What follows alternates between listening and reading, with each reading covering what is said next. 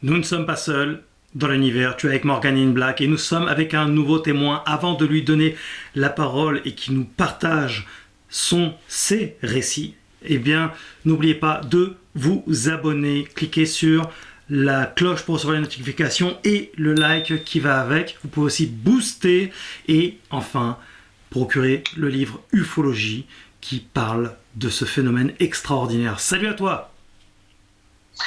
Bonjour Morgane. Merci beaucoup d'avoir accepté de témoigner pour OVNI France. Eh bien, je te laisse commencer par le commencement. Il y a plusieurs histoires à raconter. Hein. Avec plaisir. Oui, effectivement, donc je me présente, Najid. J'ai 57 ans, donc j'ai un certain vécu. Voilà. Et oui, j'ai plusieurs récits concernant ces différentes rencontres que j'ai pu, on peut dire si c'est une chance, avoir la chance de rencontrer. Et ça a commencé en 1978, en juillet 1978. J'avais 9 ans et demi passés. Je suis né en décembre 68, donc j'avais 9 ans et demi. D'accord. Et c'était donc la période des grandes vacances de juillet. Et donc à l'époque, bien sûr, j'habitais avec mes parents. Et puis un matin, nous étions partis avec mon frère jouer avec les enfants de notre âge. Donc au foot, on adorait jouer au foot avec mon frère. Et comme on était en vacances, on pouvait se permettre de bien profiter de nos vacances. Mmh. Et notre maman, elle nous disait surtout revenez à midi pour manger, car ma maman, si tu veux, elle ne souhaitait pas réchauffer le déjeuner, donc elle nous disait de bien rentrer en temps et en heure, et que si on avait l'envie de retourner jouer avec les enfants dans l'après-midi, que c'était possible. D'accord. Voilà, donc on est en train de jouer avec les enfants ce matin de juillet, avec mon frère et nos amis, et tout à coup je m'aperçois à un moment de cette matinée que mon frère n'est plus sur le terrain. Et c'est là que j'ai compris, je me suis dit, oula. Et à l'époque, si tu veux, on n'avait pas de montre, à 9 ans et demi, on n'avait pas de montre. Oui. On avait une autre façon de... On n'avait pas de portable, bien évidemment, et on n'était pas, si tu veux, relié au temps. Mais on savait qu'on avait la possibilité de se renseigner, de savoir quelle heure il était. Donc mon frère a dû se rendre compte qu'il était temps de rentrer à la maison. Et là, effectivement, je me suis aperçu qu'il n'était plus là. Donc j'ai pris mes deux jambes et donc j'ai tout fait pour essayer de le rattraper. Et là, je savais qu'il fallait vraiment rentrer. Donc à l'époque, on habitait au premier étage. J'utilise les escaliers, voilà, comme d'habitude. Et ce qui est important avant cette rencontre, je voulais préciser que notre maman, elle nous disait à mon frère et à moi, quand vous rencontrez un voisin, que ça soit donc un adulte ou peu importe, n'oubliez pas de dire bonjour. Donc on avait été très bien éduqués par notre maman. Et donc on connaissait effectivement en plus tous nos voisins. Et là, tout à coup, donc je monte ces petits escaliers là en forme de carré, et tout à coup, je vois en face de moi une personne. Dans un premier temps, je pensais que c'était une personne humaine, mais je m'aperçois que je ne peux plus avancer, que je ne peux plus bouger. Et dans tous les cas, moi, mon objectif, c'était de dire bonjour à la personne, de passer mon chemin et de vite rentrer à la maison. Mais là, je ne pouvais plus avancer. Et j'ai réalisé en quelques secondes que ce n'était pas une personne ordinaire que je connaissais habituellement. Voilà. Alors, à quoi ressemblait cette personne ? Elle ressemblait à une personne féminine, mais qui n'était pas un être humain. Mais elle était très ressemblant à un être humain, effectivement. Alors, je vais vous la décrire. C'était une personne donc féminine avec des cheveux très longs, elle était blonde, mais vraiment du blond doré. Blond doré, ses yeux, elle avait des yeux très longs, mais en oblique, très, très bleu, le bleu du ciel d'été. Elle avait une ceinture métallique sur le front, une ceinture métallique de couleur grise sur le front, et une ceinture métallique autour de la taille de la même couleur, grise. Et grise un peu chromée, brillante alors plutôt chromée. Plutôt chromée. Et si je m'en souviens bien, c'était plutôt chromé. Et qu'est-ce qu'elle portait? Elle portait comme une longue robe, mais c'était en dentelle. En dentelle. Par contre, je n'avais pas observé ce qu'elle portait au niveau des pieds, si c'était, qu'est-ce qu'elle avait. Mais là, je comprenais pas. J'arrivais plus à. On a l'impression qu'elle avait pris le contrôle de mon corps. Je pouvais plus avancer, etc. J'étais complètement figé, mais je n'avais pas peur. J'avais pas ce sentiment de peur. Et tout à coup, elle m'a rassuré et elle m'a dit, non pas par la parole, mais je l'ai entendu dans ma tête, elle m'a dit, n'aie pas peur, je ne te veux aucun mal. Ce qui est étrange, c'est que j'avais cette impression, déjà j'étais rassuré quand elle m'a dit ça, mais j'avais aussi l'impression, c'est comme si je la connaissais. Alors je la connaissais pas du tout, je veux dire, c'était pas une voisine, c'était pas, et puis ça ressemblait du tout à un être humain. Mais j'avais cette impression qu'elle m'avait rassuré. C'est comme si qu'on se connaissait, alors que je ne la connaissais pas. Alors, la robe était blanche, c'est ça? Elle était en dentelle, c'était du blanc, dentelle. Ouais, d'accord. Comme de la dentelle. C'était pas tout à fait de la dentelle, mais comme de la dentelle. Tu lui donnes donc quand même des caractéristiques humanoïdes, mais qu'est-ce qui te permet... quelles sont les caractéristiques qui mettent en évidence qu'elle n'est pas vraiment humaine? Alors, la première des choses...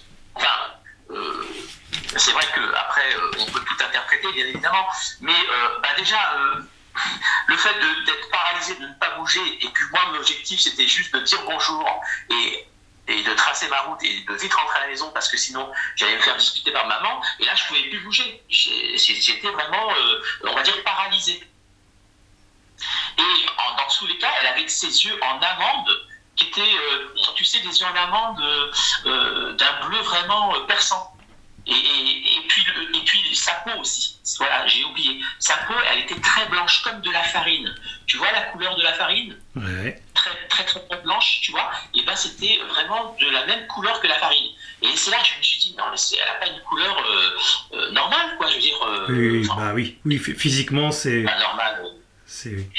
Puis, voilà. Oui, avec en plus une ceinture au niveau du front, de la taille, tout ça, c'est quand même une apparition singulière. Ça m'a fait tilt tout de suite quand j'ai vu la ceinture métallique au niveau du front et de la taille. J'ai dit, tiens, c'est curieux, j'ai jamais vu ça. Au niveau des bras, des mains, est-ce qu'il y avait des caractéristiques? Alors, figure-toi, au niveau des mains, je m'en souviens plus du tout. Moi, je pense que j'étais focalisé sur son visage.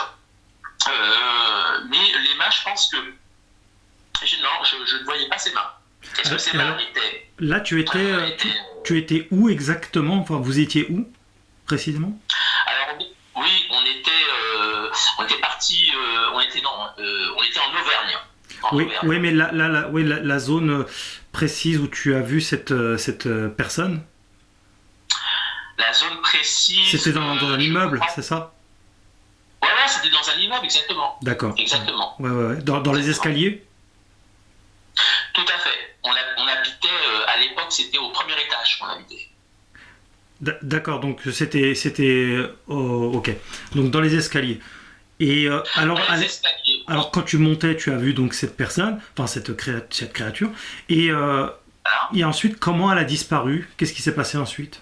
Alors je vais t'expliquer. Donc cette observation, elle a duré, je me rappelle plus, je peux pas te dire, mais quelques minutes. J'ai senti qu'elle a duré longtemps. C'est comme si en réalité, c'est comme si c'était court et long en même temps. C'était très étrange. Et après, je me suis aperçu que j'étais pouvais prendre le contrôle de mes membres. Et là, quand j'ai réalisé que je pouvais bouger avec mes jambes et mes mains, c'est pas que j'ai pris peur, c'est que j'étais choqué. Je pense qu'à 9 ans et demi, quand même, quand il voit ça, il est très choqué. Et j'étais choqué. Et j'ai eu naturellement, je me suis dit non, je peux pas. Je suis redescendu des escaliers. À vrai dire, je suis sorti de son champ de vision. Je suis redescendu. Je voulais sortir du champ de vision de ce que je voyais parce qu'il y avait un truc que je comprenais pas. Il y avait quelque chose qui n'allait pas. Pour moi, c'était pas cohérent. Et quand je suis sorti de son champ de vision, je suis descendu les escaliers. Et là, je me suis dit, comme un enfant de 9 ans, des années 80, même si c'était en 78, bon, enfin c'est les années fin 70, début 80, je me suis dit, ah non, c'est pas possible. Maman, elle va me disputer, il va falloir que je prenne mon courage à deux mains et que je puisse absolument, c'est pas grave. Ce que j'ai vu, ça m'a pas fait peur, mais ça m'a impressionné. Mais allez, je dois rentrer à la maison, je vais me faire disputer par maman. Et ça a duré à peine quelques secondes le temps de penser ça. Quand je suis revenu, elle n'était plus là. Et ça a duré quelques secondes, hein, parce que j'ai pris la décision rapidement de revenir et de rentrer vite à la maison. Et il n'y avait plus personne. Je suis rentré à la maison, je n'ai jamais parlé à ma mère. J'ai déjeuné avec mon frère, on est reparti jouer au foot. Basta. Et c'est comme si, quand je suis rentré à la maison, je me souvenais de plus rien. Et cette histoire, elle est très étrange. Pourquoi ? Parce que je m'en suis rappelé quand j'avais l'âge de 30 ans. C'est-à-dire en 1998, ouais, c'est ça. J'avais presque 30 ans, 29 ans, ouais, c'est ça. Et j'en ai parlé à ma maman, paix à son âme, elle est décédée. J'en ai parlé à ma maman et je lui ai raconté l'histoire comme je te l'ai raconté. Et tu sais ce qu'elle m'a répondu ? Elle m'a dit, je te crois. Parce qu'une maman ou un papa, et surtout une maman, quand son enfant lui raconte quelque chose, la maman, elle sait.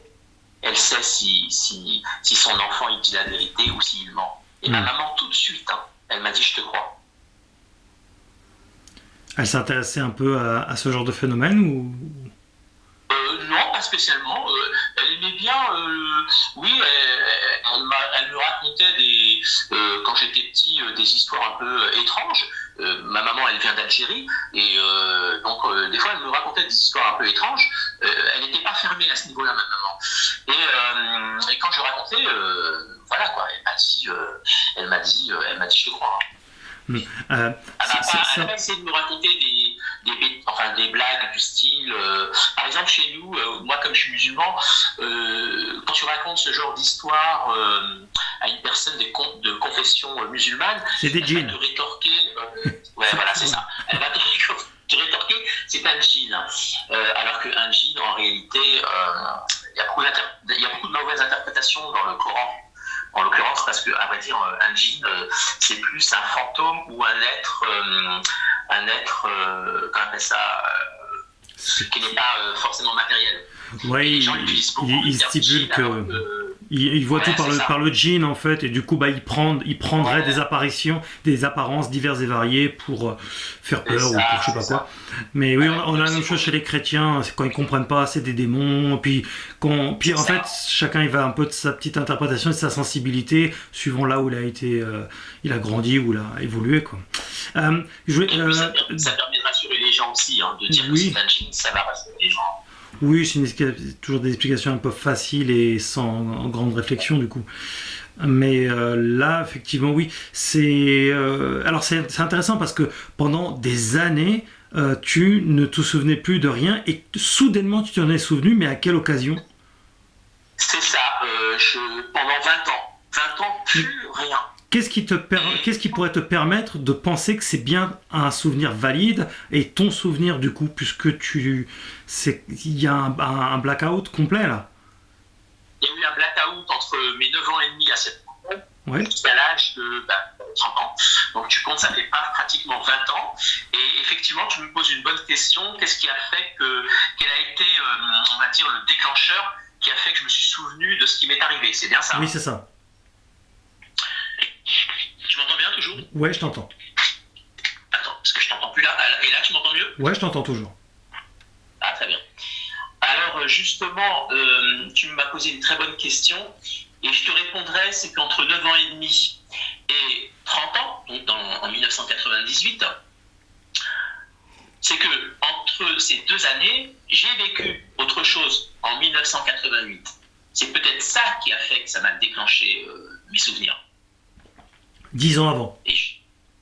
Ouais, 10 ans avant, en 1988, soit 10 ans après, j'avais 19 ans. Donc c'est ça, puisque ma première rencontre c'était à 9 ans et demi, et donc en 88, c'était en début d'année, ma deuxième histoire, donc j'avais 19 ans, pas tout à fait 20 ans, puisque moi je suis de décembre 68. Donc en 88, en début d'année 88, j'avais 19 ans, j'avais pas encore 20 ans. D'accord. Mais j'allais sur les 20. Et alors qu'est-ce qui s'est passé? Alors, pour mon deuxième récit, c'est pour ça peut-être qu'il est en lien par rapport à la rencontre de 1978 et le fait qu'il y a eu le déclencheur en 1998 où je me suis souvenu de ce qui m'est arrivé à 9 ans. Je ne sais pas si c'est lié, hein, mais je vais te raconter mon deuxième récit. 1988, donc j'avais 19 ans, début d'année, et c'était un vendredi soir. Ouais, c'était un vendredi soir, je me souviens. J'étais encore étudiant, oui, j'étais encore étudiant. Enfin, j'avais repris mes études. Ah non, j'étais encore étudiant. Non, j'étais encore étudiant parce que j'ai fait l'armée très tôt parce que je voulais me débarrasser de l'armée, mais j'étais encore étudiant. Et je n'étais pas parti encore à l'armée puisque je suis parti à l'armée en décembre 88. Et cette histoire, ça date de début 1988. Alors, c'était un vendredi soir. Et donc, j'habitais chez mes parents, à 19 ans encore. Et donc, avec mon frère et une de mes sœurs, plus mes parents. Et mon frère et moi, on avait une très grande chambre qu'on partageait. Mais moi, j'aimais bien rester dans le salon. Et donc, j'avais laissé mon frère dans notre chambre. Et moi, j'aimais bien dormir dans le salon. Et on avait un super canapé en plus. Donc, voilà, ça ne me dérangeait pas de dormir des fois dans le salon. Et ce vendredi soir, je pourrais plus te donner la date exacte, mais je me souviens que c'était un vendredi. Ça, je m'en souviens. Donc je me suis endormi et il était entre 1h30 et 2h du matin. C'est ça. Quand tout à coup, j'ai senti quelque chose me tenir par le cou. Derrière moi. Et qu'on me tenait les 2 chevilles des 2 jambes. Je sentais que mon corps, c'est comme si mon corps avait la capacité de me dire tu es en danger ou il se passe quelque chose de pas normal. Ah, je t'assure, j'ai senti vraiment une alarme. Et c'est comme si il y a quelque chose en moi qui me disait lève-toi, il y a quelque chose de pas normal. Et qu'est-ce qui s'est passé tout à coup? J'ai réussi, à me lever, non, mais je me suis mis assis sur le canapé, mais j'ai senti que j'étais paralysé. Et ce qui est étrange dans cette histoire, c'est parce que j'ai senti qu'il y avait quelque chose qui me tenait par le cou et les chevilles, et je pense que là, il y a eu une alarme dans mon corps, je ne sais pas ce qui s'est passé en tout cas, et je me suis mis assis sur le canapé. Et là, j'ai vu qu'il y avait quelque chose qui n'allait pas. J'avais les yeux grands ouverts, je voyais rien en face de moi, mais vraiment rien. Ni je regardais mes pieds, je ne comprenais pas pourquoi je ne pouvais pas les bouger, alors que je voyais rien. Mais je sentais qu'il y avait quelque chose qui n'allait pas. Et donc, qu'est-ce que j'ai fait? Je me suis dit, la première des choses que je vais faire, je vais appeler mon frère. La chambre n'est pas très loin, elle est en face du salon. J'appelle mon frère de toutes mes forces. Ma voix, elle ne sort pas, elle ne sort absolument pas. Je ne comprends pas, j'appelle, mais ma voix, elle ne sort pas. Alors j'étais bien éveillé et j'ai vraiment eu peur. Ça a duré très longtemps. C'est comme si je me débattais contre ce qui se passait. Et donc, ça a duré très longtemps. Ah oui, ça a duré au moins bien 10 minutes, hein, parce que j'ai crié. Et tout à coup, je me suis aperçu que je pouvais reprendre la faculté de mon corps, le contrôle de mon corps. Et là, j'ai eu une bouffée de chaleur, je me suis levé tout de suite, j'ai eu très peur. Je ne comprenais pas ce qui se passait. Je me suis dit, mais qu'est-ce qui s'est passé? Je me suis posé plein de questions. Je me suis dit, je ne réveille personne. Je me suis dit, je ne vais pas aller chercher mon frère, je ne vais pas le réveiller. Enfin, mon frère, je ne vois pas ce qu'il allait faire pour moi. Il est plus jeune que moi. Enfin, même si on a 15 ans de différence, à l'époque, il avait, je crois, il avait même pas encore 18, on avait presque 2 ans de différence. Il avait 17 ans, donc je ne vois pas ce qu'il allait faire pour moi. Enfin, après, ça ne veut rien dire, mais mes parents, en aucun cas, je voulais les réveiller. Je ne voulais pas inquiéter ma mère, Oui. encore moins mon père. On ne serait pas dans une paralysie du sommeil? Alors après, tu sais, oui, tout à fait, paralysie du sommeil. Alors, tu sais, la paralysie du sommeil, on va dire qu'il y a paralysé et paralysie. Tu vois ce que je veux dire? Mais ça, si tu veux, on en reparlera. Mais oui, effectivement, c'est comme une paralysie du sommeil. Mais c'était bien plus qu'une paralysie du sommeil. Parce que même quand tu fais une paralysie du sommeil, tu vas reprendre ton souffle, tu vas boire un peu d'eau, tu vas reprendre tes esprits, et puis tu vas te recoucher. Si c'était un cauchemar, moi avant 19 ans, j'en ai fait plein de cauchemars, j'en faisais plein de cauchemars. Quand je faisais des cauchemars quand j'avais 14, 13, 15 ans, au bout de 15 minutes, je me rendormais. Je buvais un peu d'eau, je me calmais, je me rendormais. Là, non. Ce qui s'est passé entre 1h30 du matin et 2h du matin, j'ai pas pu me rendormir. J'ai veillé, j'ai fait une nuit blanche. Alors que moi, même à 20 ans, j'aimais pas faire de nuit blanche. Déjà, j'évitais d'aller en discothèque parce que, enfin, tous ces trucs-là, j'aimais pas faire des nuits blanches, j'avais besoin de dormir. Impossible de dormir. J'ai fait une nuit blanche, j'ai attendu que ma maman se lève entre 7h30 du matin et 8h, parce qu'elle se lève à peu près dans ces heures-là. C'était le samedi matin, donc, puisque ça s'est arrivé le vendredi. Ça s'est passé le vendredi. Et donc, j'ai attendu que ma maman se réveille le matin pour pouvoir me rendormir. Et d'ailleurs, comme j'ai fait nuit blanche, je me suis réveillé vers 12h30, 13h. Et quand je me suis réveillé, ma maman ne comprenait pas. Elle m'a posé la question tout de suite. Je comprends pas, d'habitude tu te réveilles vachement tôt. C'est rare que tu te lèves à 12h30, 13h, même si c'est samedi. Ouais. Mais je vais pas raconter ce qui m'est arrivé. Ce serait quoi la théorie la plus cohérente à tes yeux? Alors sur le coup, moi je te dis, moi sincèrement, j'avais 19 ans, je connaissais pas bien le phénomène OVNI et je m'y intéressais pas franchement énormément. Je voyais des films de science-fiction, des trucs comme ça, mais j'avais pas fait le lien. Et encore même aujourd'hui, je pourrais pas être dans l'affirmatif et enfin affirmer que c'est en lien avec des entités exogènes, des extraterrestres. Mais le fait, moi je connais mon corps, je connais ma personne, je me connais très bien. Si je me suis pas rendormi, c'est que j'ai pris peur et c'est qu'il y avait quelque chose de anormal. Te dire ce que c'était, je ne sais pas. Je ne pourrais pas l'expliquer. J'ai cherché pendant longtemps si c'était des... Parce que par la suite, après, je me suis intéressé au phénomène OVNI. Je me suis dit, mais comment ils ont fait pour rentrer? Tout était fermé. Et puis après, quand tu fais tes enquêtes, quand tu t'intéresses au phénomène OVNI, tu t'aperçois que même si tu vis dans une maison ou dans un appartement et tu peux tout fermer, s'ils veulent rentrer, ils rentrent. Oui, ils traversent la matière, bien sûr. Et ton corps aussi, en tout. Ouais. Pardon? Oui, le corps, les corps traversent la matière. C'est ça. Mais ça, je le savais pas. Bien sûr, quand j'avais 19 ans, c'est au fil des années, quand je me suis intéressé au phénomène, je me suis aperçu que, j'ai compris que, que ce phénomène pouvait rentrer. Alors là, pour le coup, il n'y a pas d'abduction au sens strict du terme. Il y aurait potentiellement présence entité avec toi, quoi. Je me suis pas fait du tout abducter parce que en général quand tu te fais abducter, enfin pas tout le temps, mais tu peux t'apercevoir que soit t'as une traçabilité sur tes mains ou sur ton corps, pas forcément, des fois tu le remarques pas, enfin pour les gens qui se sont fait enlever, mais non je pense pas. Mais il y a eu une tentative, peut-être, enfin j'aime pas la certitude moi, alors je te dirais plutôt peut-être, parce que j'aime pas encore une fois être certain, mais il y a eu peut-être une tentative d'abduction, peut-être. Tu as vécu d'autres expériences dans cette lignée-là? Dans cette nuit-là? Non, dans cette lignée-là, sur ton... Parce que bon, là, c'est 2 expériences assez impressionnantes, surtout la première d'ailleurs. Mais tu as vécu encore d'autres expériences, tu as vu des choses aussi. Hein. Ah oui, carrément. Carrément.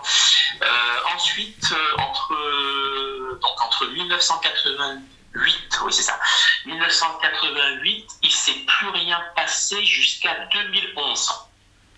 Donc t'imagines? Ouais. C'est énorme. Mais ce qu'il faut savoir, c'est qu'entre 1988 et 2011, j'ai développé des facultés. Je n'ai pas eu d'observation, mais j'ai développé des facultés. On y reviendra si tu veux. Oui. Je vais te raconter mon troisième récit de 2011, si tu le souhaites. Allez. Alors en 2011, j'étais marié. Je me suis marié en 2005. Donc ça faisait déjà 6 ans que j'étais marié. Voilà, avec mon ex-femme, puisque je suis plus avec elle. Et c'était que je te dis pas de bêtises, pardon, c'était en juillet. On a fait ça, soit en juillet, soit en août 2011. Je me souviens plus du mois, mais je me souviens dans ces eaux-là. Juillet ou août 2011. Et un soir, on avait invité des amis, un couple d'amis avec qui on partageait beaucoup de choses, des repas, des sorties, des voyages. Puis c'était passé donc un vendredi soir. Voilà, on avait passé une bonne soirée, très bonne soirée. Et puis ils avaient quitté notre appartement, je crois, dans les alentours de minuit, à peu près minuit un quart. Et puis voilà, on les a accompagnés devant la porte.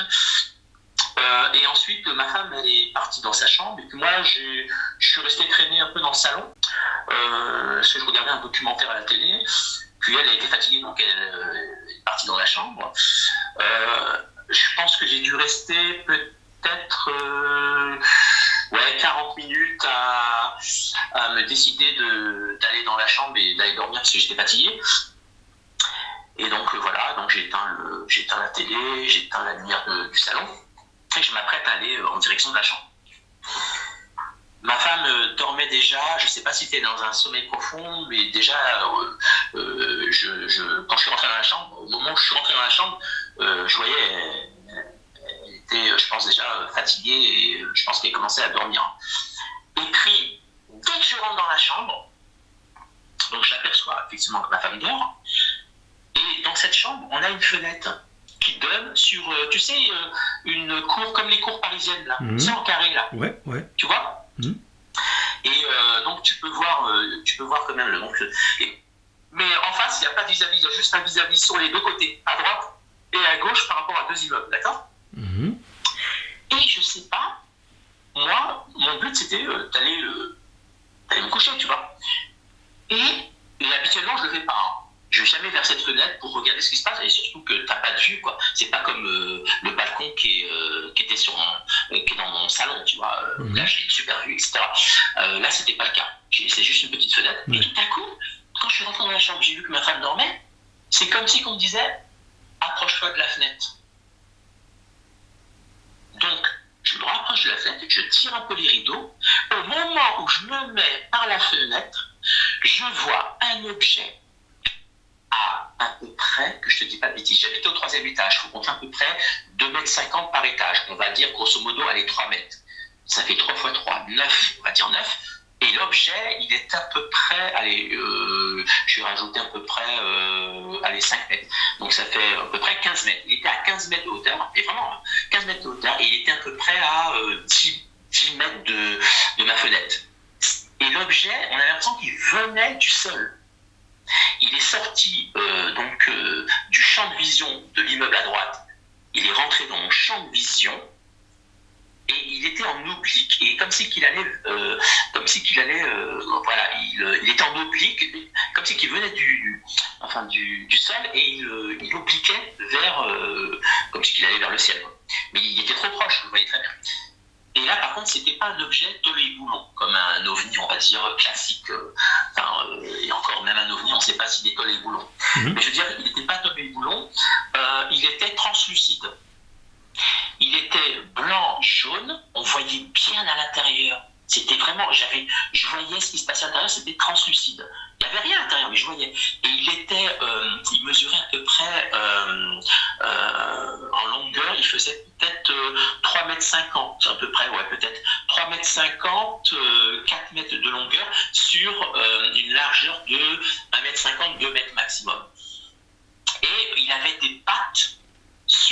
côtés, comme une chenille.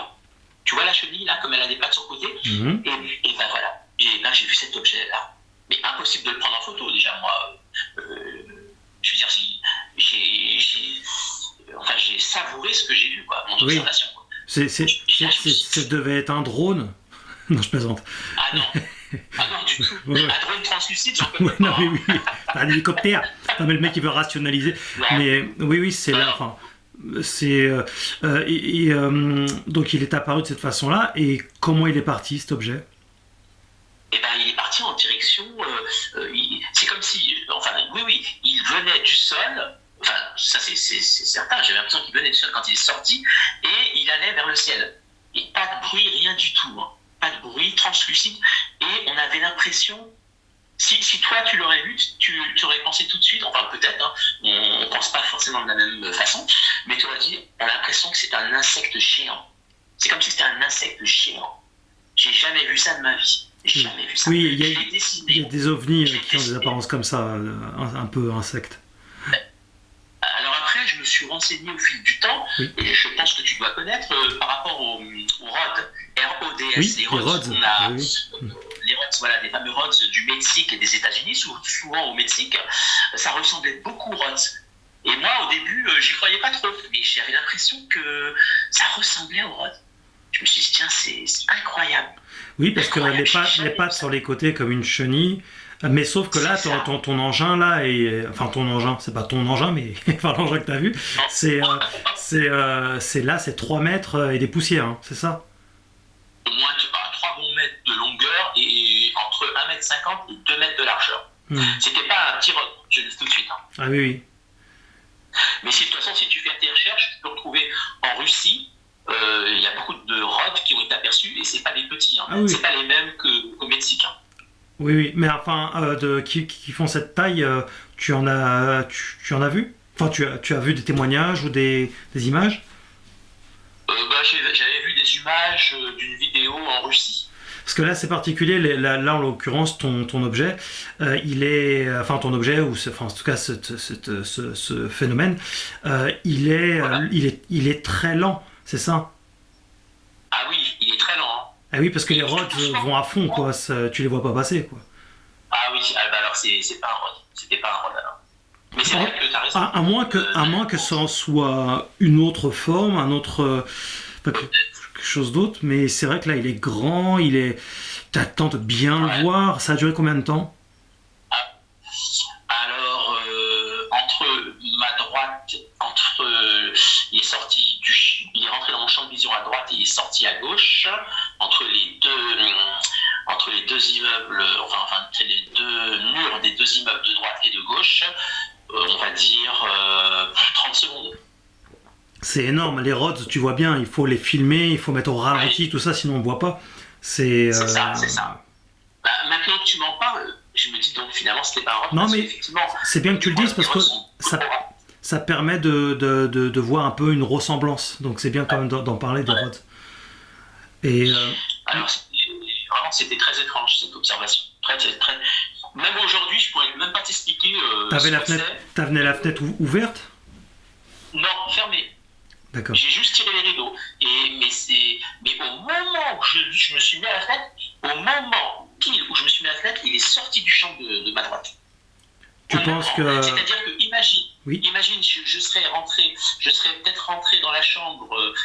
Après, je me suis posé plein de questions. Si j'avais tardé dans le salon, je serais rentré plus tard dans la chambre, je l'aurais peut-être pas vu. Bah oui. Tu vois ce que je veux dire? Oui, complètement. Je sais pas. C'est un vrai coup de bol.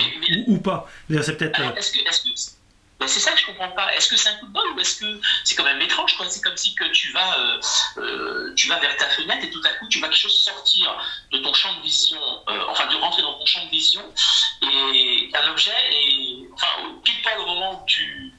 je sais pas. Oui, comme par hasard. En tout cas, voilà. Et t'en as parlé tout de suite à ta femme ou... Ah non, je voulais pas la réveiller. Je l'ai pas réveillée. J'en ai parlé le lendemain, oui. Oui, elle t'a répondu quoi? Elle m'a pris pour un fou, quoi. Elle me croyait pas, quoi. Elle m'a dit arrête avec tes bêtises. Parce qu'elle n'y croyait pas. Mais pourtant, elle sait que t'es pas taré, enfin t'es pas fou, t'es pas drogué ou je sais pas quoi. Ouais, non, non. Quel intérêt de lui raconter une connerie comme ça? Enfin, quand j'exagère, quand elle dit qu'elle me prenait pour un fou, mais elle rigolait, quoi. Tu vois. Ouais, elle était sceptique. Ouais, elle rigolait. Là, tu sais, moi, quand je raconte ce genre de choses, par exemple à mon frère, dont je t'ai parlé tout à l'heure par rapport à ma première histoire en 1988 ou en 78 quand on joue au foot, lui, il croit pas. Hein. Si tu lui racontes ça, il va dire non mais arrête quoi. Et pareil, ma sœur, je t'ai dit la réponse qu'elle me dit, ma sœur, c'est moi tant que je vois pas, j'y crois pas. Je lui dis non mais attends, c'est pas une réponse que tu me donnes. C'est pas parce qu'elle a pas vu que ça peut pas exister. C'est quoi ce raisonnement nombriliste? Bah oui, non mais c'est dingue. Elle m'a dit tant que j'ai pas vu, ça peut pas exister. Je dis mais qu'est-ce que tu racontes? Si ça existait, elle le saurait, elle l'aurait vu. Non mais oui. Enfin bref, c'est pour te dire que et moi, si tu veux, je suis d'une nature à ne jamais forcer la personne qui va me croire. Je vais raconter ce que j'ai vécu et après franchement voilà quoi. Ouais mais c'est quand même toujours un peu déstabilisant parce que tu dis la vérité, t'as pas rêvé, t'es pas fou, t'es pas ceci, t'es pas cela, et en même temps tu dis que tu vois bien que t'es quand même confronté à l'incrédulité et au manque d'informations. C'est quand même saisissant. Oui, mais comme tu le sais autant que moi, tu ne peux pas forcer une personne à te croire et interférer dans ses croyances. Mais si, tu l'attaches et tu l'obliges à te croire. Non, je déconne. Mais bah oui, tu peux pas obliger. Voilà. Tu vois, et voilà, enfin. Donc non, donc ma femme, le lendemain, quand je lui en ai parlé, enfin mon ex-femme, c'est pas qu'elle ne croyait pas, mais elle rigolait quoi. Et en général, si tu rigoles, tu crois pas la personne. Quoi. Mais quel intérêt de lui raconter cette histoire? Tu vois, moi, je suis un peu triste dans cette histoire parce que je me dis, elle aurait dû réfléchir autrement et se poser la question. Mais c'est vrai, qu'est-ce qu'il a comme intérêt à me raconter cette histoire? La raison est censée l'emporter, normalement. Ah ouais. Mais est-ce que tu as fait des recherches après sur les réseaux sociaux pour voir s'il y avait des témoignages équivalents? D'ailleurs, aussi en ce qui concerne la personne hein, qui ressemble à une tu sais, les Nordiques, ce qu'on appelle les Nordiques, notamment, la blonde.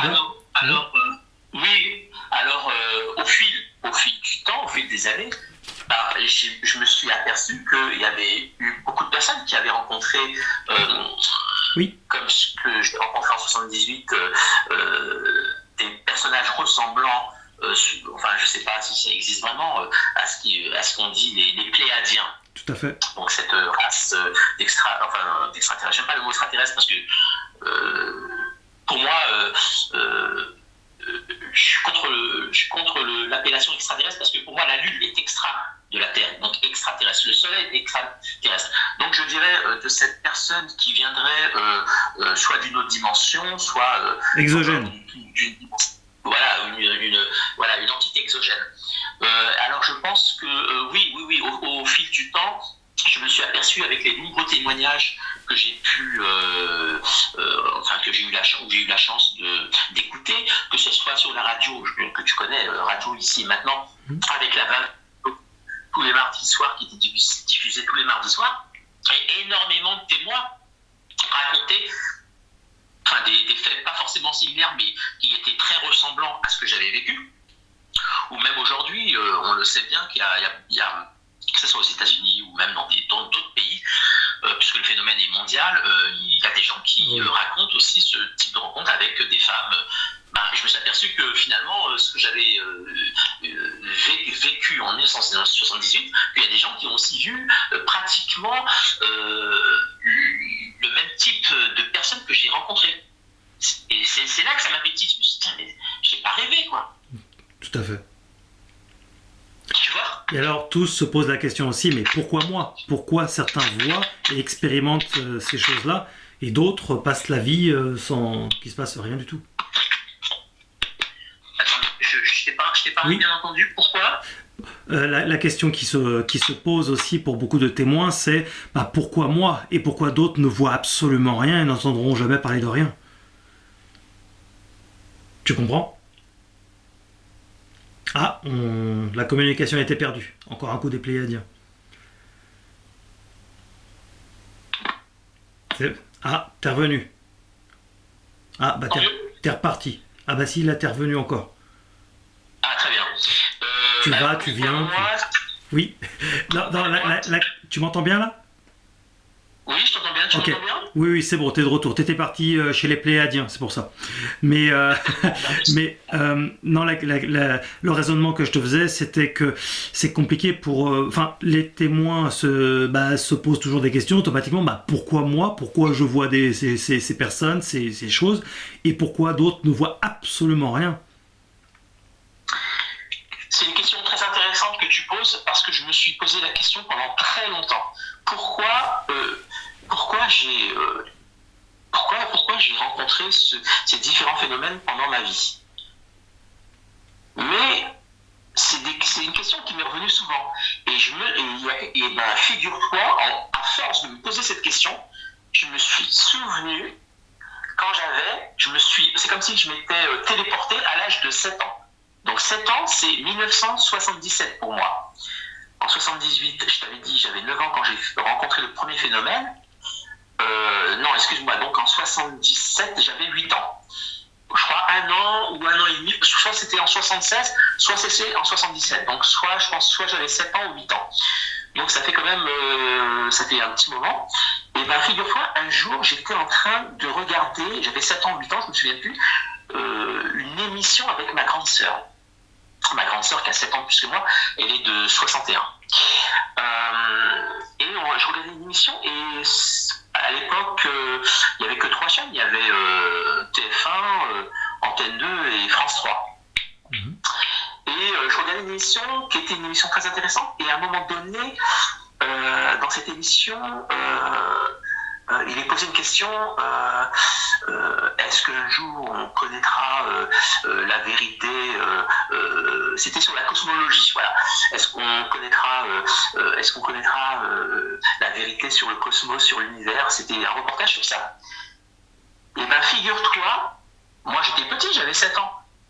Il y a quelque chose qui m'a parlé à l'intérieur de moi, parce que moi je me posais des questions en regardant cette émission que ma sœur était en train de me faire découvrir.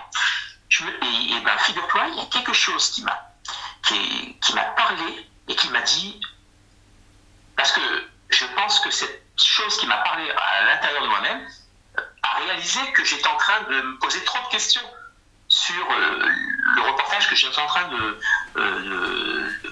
voir avec ma sœur. Et cette question, c'est: tu connaîtras la vérité par toi-même. J'ai entendu cette voix qui me disait: tu connaîtras la vérité par toi-même au cours de ton expérience de vie. Ça t'a tellement... Ça t'a marqué, du coup. Ça t'a bien... Oui, ça m'a marqué. J'ai 57 ans, ça m'est arrivé, je t'ai dit, j'avais 7 ou 8 ans. Donc avant ma première rencontre de 1978, de juillet 78. Donc c'est 76-77, ça fait quand même un petit moment. Et ça m'a marqué. Je me suis dit, tiens, c'est incroyable, mais pourquoi j'ai entendu cette voix-là? Et par contre, ça m'est revenu. Quand j'avais 25-30 ans, je commençais à me rappeler de ce que j'avais entendu quand j'étais tout petit. Enfin, tout petit, oui, j'avais 7 ou 8 ans, oui, c'est quand même petit. Voilà. Après, c'est pareil, dans les années 84, je pense que tu connais cette série américaine, c'était Les Envahisseurs, tu te souviens? Bien sûr, ouais. Et là, j'étais avec une autre de mes sœurs on regardait souvent ce téléfilm avec ma sœur, pas ma grande sœur, mais c'était une autre de mes sœurs, et elle s'apercevait que j'étais omnibulé à regarder le téléfilm. Quand tout à coup, justement, c'est ma sœur qui me disait, c'est celle qui me disait si ça existait, je les aurais vus en premier. Ouais. C'est celui-là. Et tout à coup, ma sœur, elle me dit, quand elle a vu que j'étais omnibulé par ce téléfilm, elle m'a dit, non, mais t'inquiète, hein, c'est juste un film. Hein. Et moi, je me retourne quand elle me dit ça, et étrangement, c'est comme s'il y a quelque chose au fond de moi qui me dit, non, c'est pas un film. Ouais. C'est plus qu'un film. C'est un semi-documentaire. Pardon ? C'est un semi-documentaire. Ouais, c'est ça. Donc, si on revient donc au troisième récit de 2011, par rapport à ce que j'ai vu dans la cour de mon immeuble,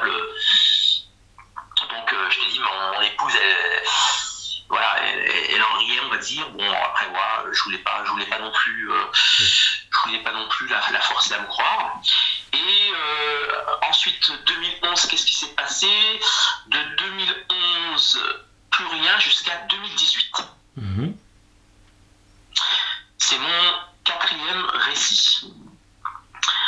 2018, c'était exactement, je peux te donner la date exacte parce que ça m'a vraiment marqué, c'était le jeudi 12 avril 2018. Je dis bien, c'était le jeudi 12 avril 2018. Et donc, il faisait très beau. On était au printemps. Et donc,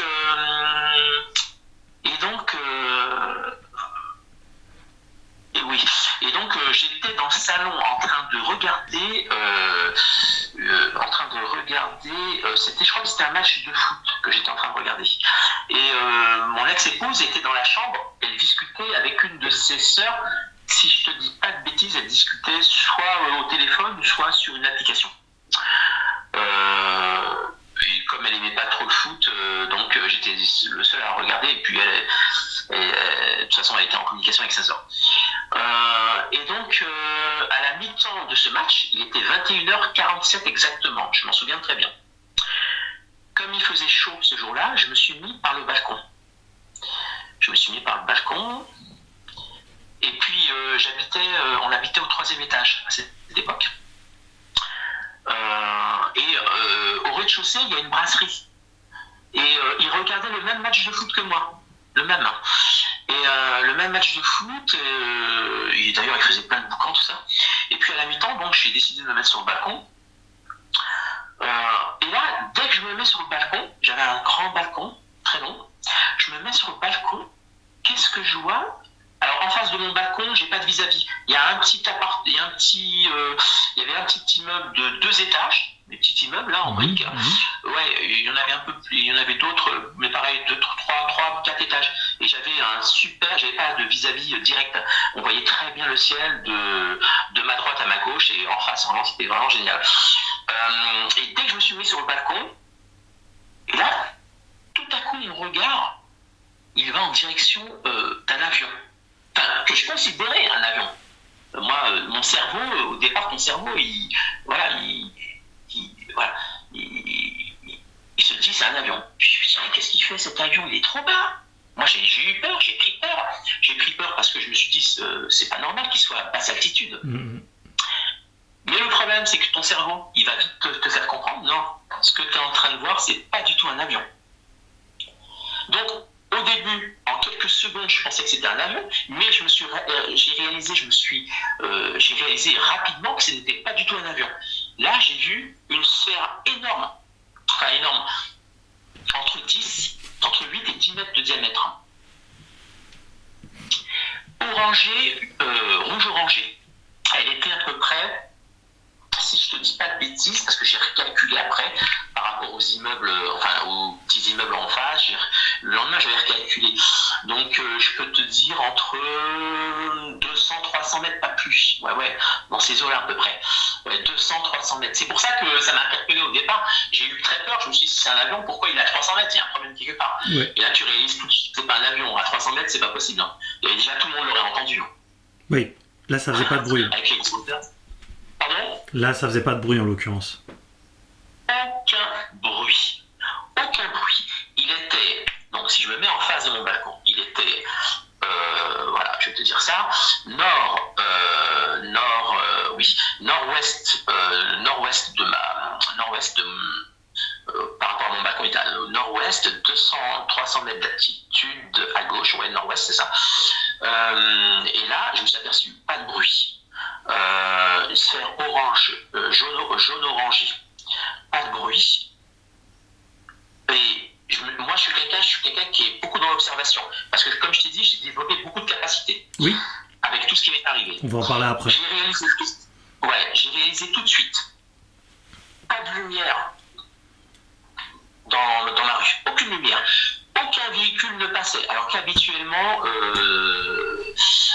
il y a des véhicules qui passent. Moi, ça ça m'est arrivé en 2018, ça faisait 10 ans que j'étais dans cet immeuble. Donc voilà, je sais très bien, je connais les habitudes des automobilistes et voilà, surtout qu'il faisait beau. Donc aucune voiture ne passait, les lumières complètement éteintes. Et c'est qu'après j'ai réalisé, il n'y avait plus de bruit dans la brasserie.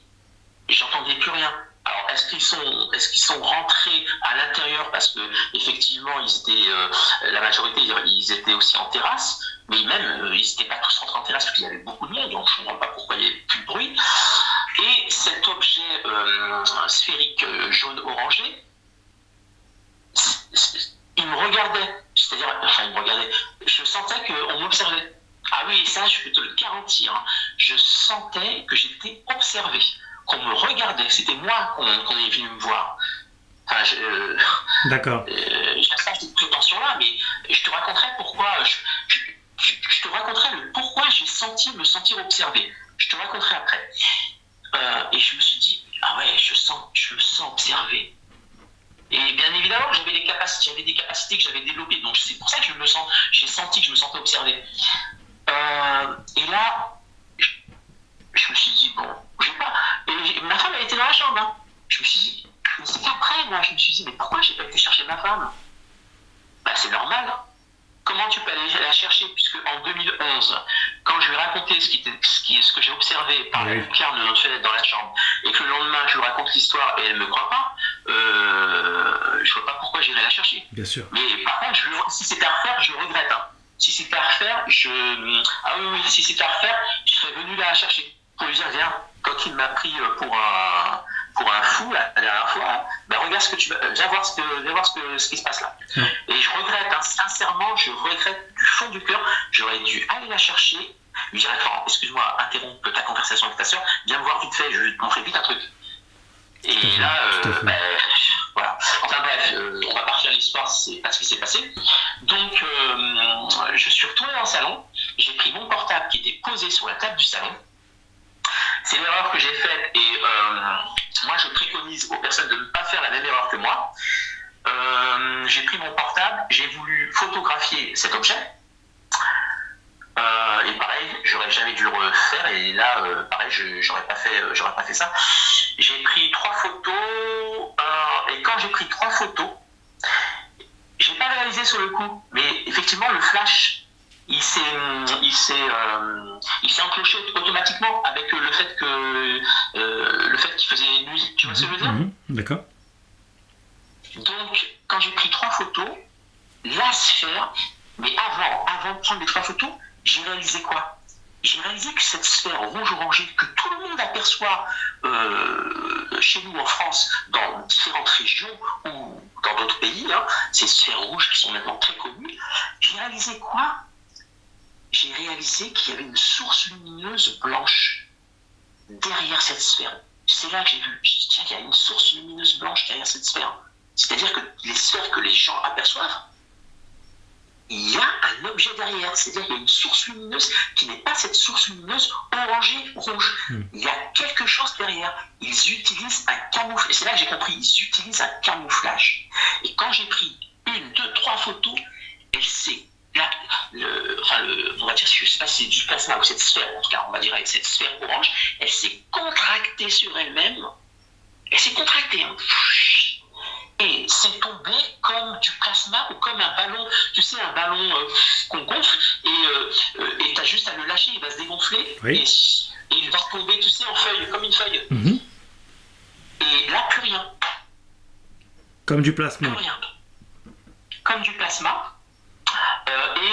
Et j'étais persuadé, et ça j'en suis certain, qu'il y avait un objet derrière. Et il n'y avait rien, plus rien. Donc la disparition s'est faite vers le bas, en fait ça s'est désagrégé en quelque sorte. C'est-à-dire que la sphère orangée, elle s'est contractée, elle s'est rétrécie en se contractant, et c'est tombé comme du plasma. Mais je t'assure, oui. Je t'assure que c'était un objet, hein. C'est pas un plasmoïde, hein. C'est pas un plat. Non, rien à voir. Et il était massif, hein, tu dis. Il était gros. Entre 8 et 10 mètres de diamètre. Ouais, donc tu le voyais quand même vachement bien, ouais, d'accord. Et sur les photos que tu as prises, ont donné quelque chose quand même? ça donne pas du tout. Alors les photos que j'ai prises, ça donne pas du tout une sphère orange, ça donne des taches blanches. Encore une fois, comme d'habitude, comme tu le sais, ça donne. Alors, je regrette, j'aurais dû, au lieu de prendre des photos, j'aurais dû utiliser ma caméra et filmer. Peut-être qu'elle n'aurait pas pris peur. Et je t'assure, j'ai l'impression que quand elle a vu les flashs se déclencher, elle a pris peur. Ah oui, c'est pas possible. Et c'est ce que je me suis dit. Quelle heure il était? Il était quelle heure à ce moment-là?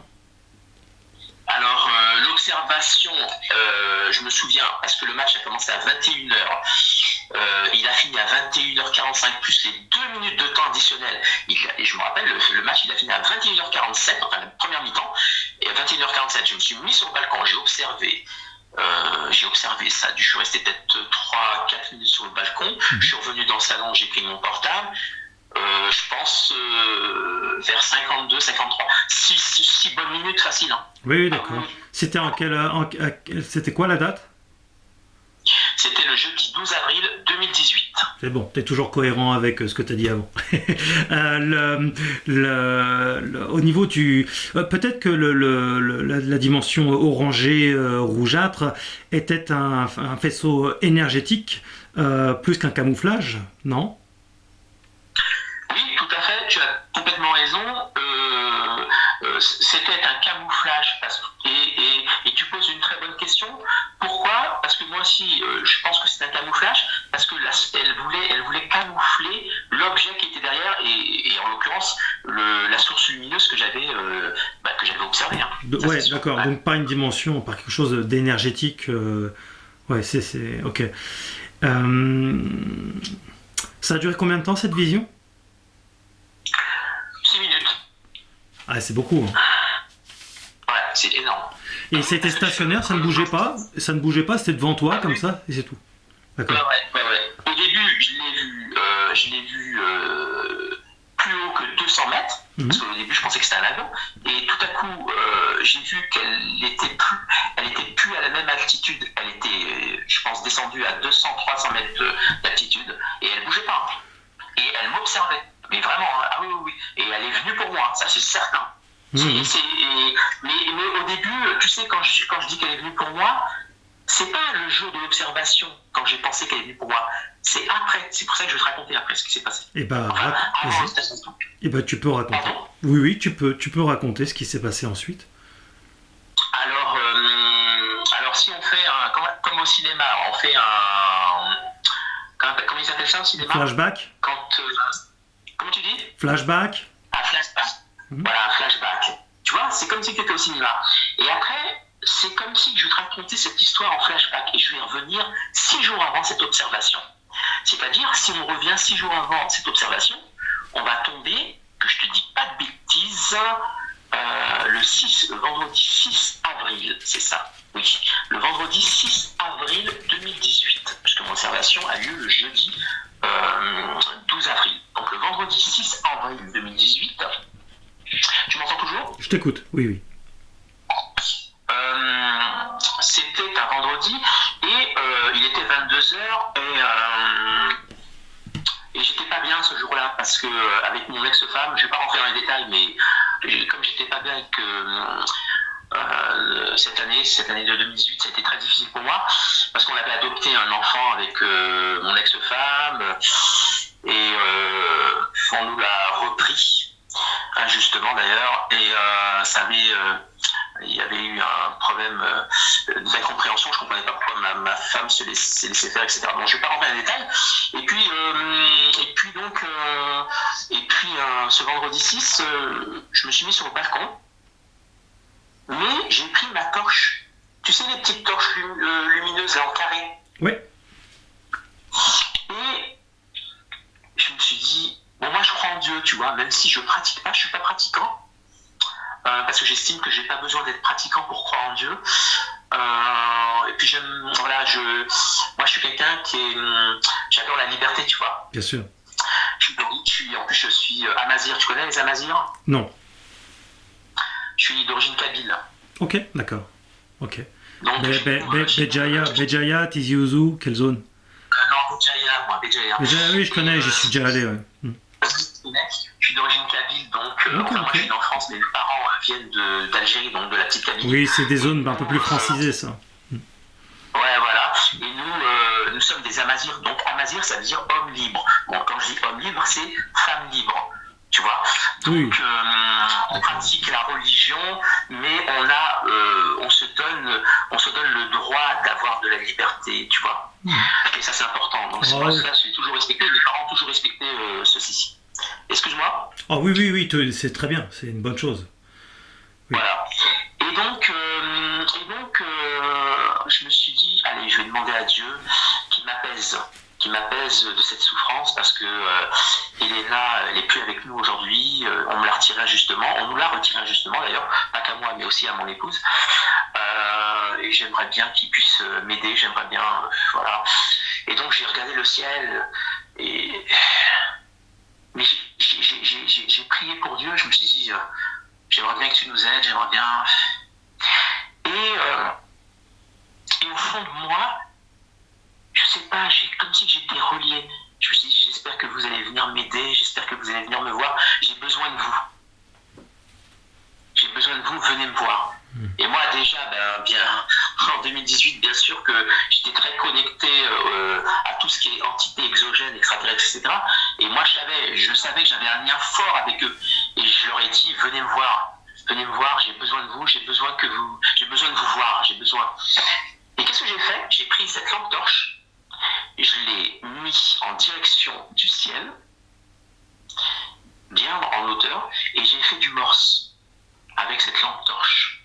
Je faisais par exemple 1, 2, 3, 1, 2, 3, 4, avec donc cette lumière, 1, 2, 1, 2, 3. Je faisais du morse, et je comprenais pas, je me disais, mais comment je fais du morse, mais pourquoi je fais 1, 2, et à un moment je fais 1, 2, 3, 4, 1, 2, 3, 1, 2, 3, 4, 5. Enfin, je faisais du morse en direction du ciel.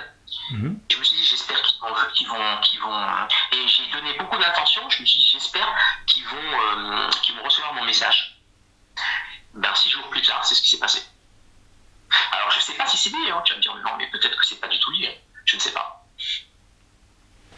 Il s'est passé quoi? Il s'est passé que 6 jours après, la sphère est arrivée. Ah, d'accord. Oui, ok. Oui. Ok. Ouais. Sur ce moment-là, non, il ne s'est rien passé. J'ai fait mon morse, j'ai fait ce que j'avais à faire. J'entends. Mais 6 jours après, il y a eu cette sphère qui a débarqué. Est-ce que